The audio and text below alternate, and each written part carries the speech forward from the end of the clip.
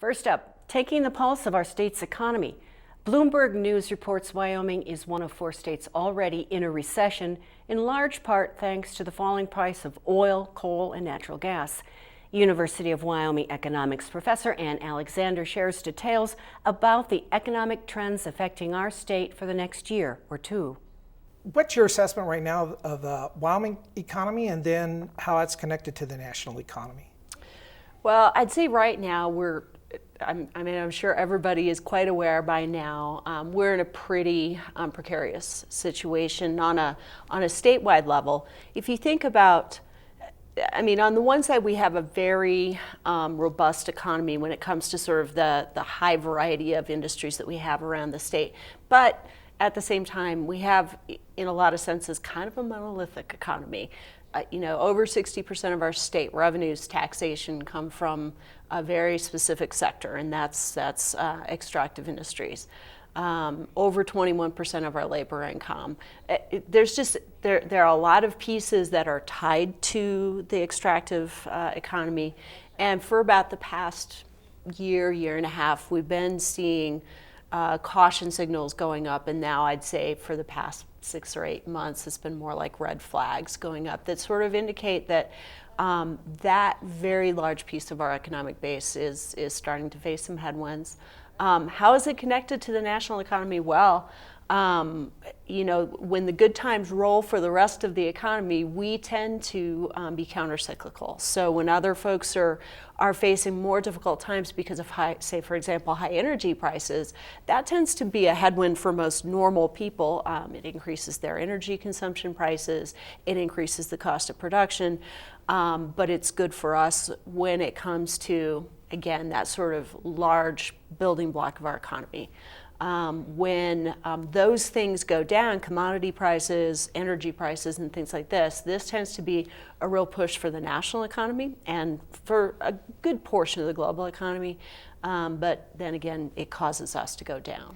When you look at the energy industry specifically, what kind of influences have there been, both regulatory as well as supply and demand, that have affected Wyoming producers? Well, if you think about oil and gas, there are a couple of interacting factors there. A lot of gas extraction took place over the past 10 years.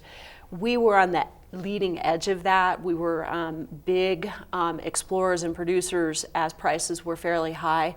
Even as prices were starting to come down, as more states and regions began to get into the fracking game, oil prices were pretty high and rising. And so oil and gas, they tend to be found in the same place at the same time. And so we continued gas extraction and oil extraction because oil prices were fairly high. Now, as everybody knows, gas prices remain low. Oil prices have been dropping like a rock. Saudi Arabia has had a big influence on that. OPEC overall has had a big influence on that overall. But we're kind of paying the piper right now as well. The oil companies, many, even the majors, invested significantly, probably overinvested when the Fed was holding interest rates so low for so long. So it was really cheap to borrow money so you could buy a whole lot of capital equipment. You could invest in new enterprises that maybe overexpanded oil companies' capacity, not maybe, did overexpand oil companies' capacity in production. So now we're awash in gas and we're awash in oil, and there's going to be a lot of sopping up that has to happen between now and then. When it comes to coal, the other major industry in the state that relies, or that's an extractive industry, the numbers of employment are relatively steady. They're at about 7,000 still. They kind of range between 6,500 and 7,000 people employed in coal. But coal production has been dropping pretty significantly. It's down about 7% from last year. And of course, coal prices are starting to be depressed as well.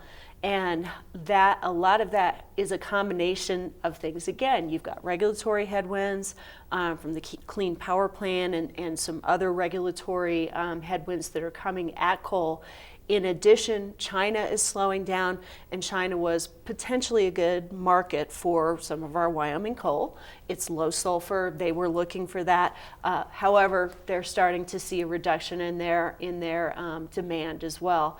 And then on top of that, since natural gas is so cheap, the other big use for our coal was in electricity production because of its low sulfur content. But natural gas is so cheap, a lot of electric utilities are just switching over to natural gas. It's cheaper, it's got lower carbon emissions, and so they're just kind of switching the switch on that as well. So coal has all sorts of things coming at it as well.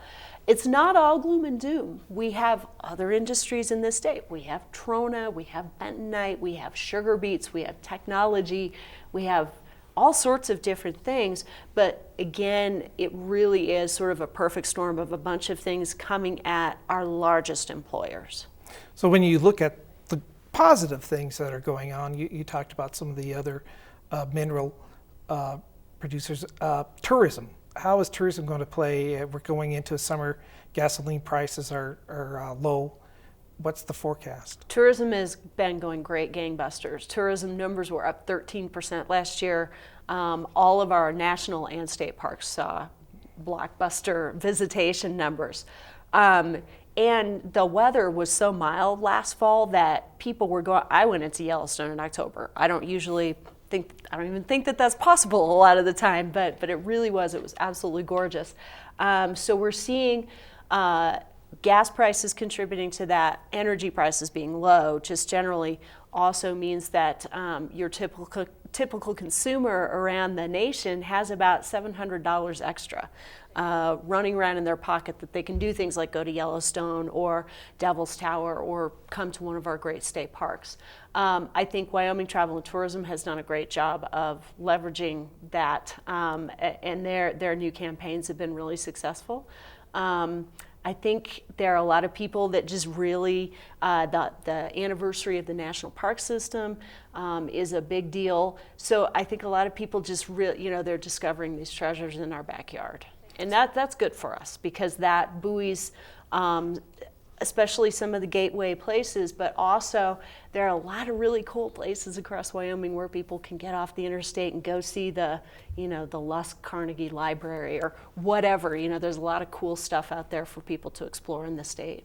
So, for better or for worse, how fast can things turn around? That's an interesting question, Pat.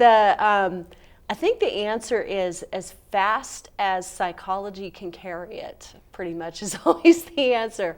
When it comes to a really big thing, a really big change, it can happen virtually overnight. The OPEC action was a pretty sudden movement that caused all sorts of great ripple effects across the national economy, and then of course having bang-on effects here in Wyoming. And that was just, couple of guys sitting down in a room and saying, hey, we're going to change our policy on how much output that we have, that we're producing in the OPEC states. Good things and bad things can carry really, really quickly if the psychology is right and if the markets are right for it. Well, thank you so much, Ann. Absolutely. Thank you. It's been a pleasure.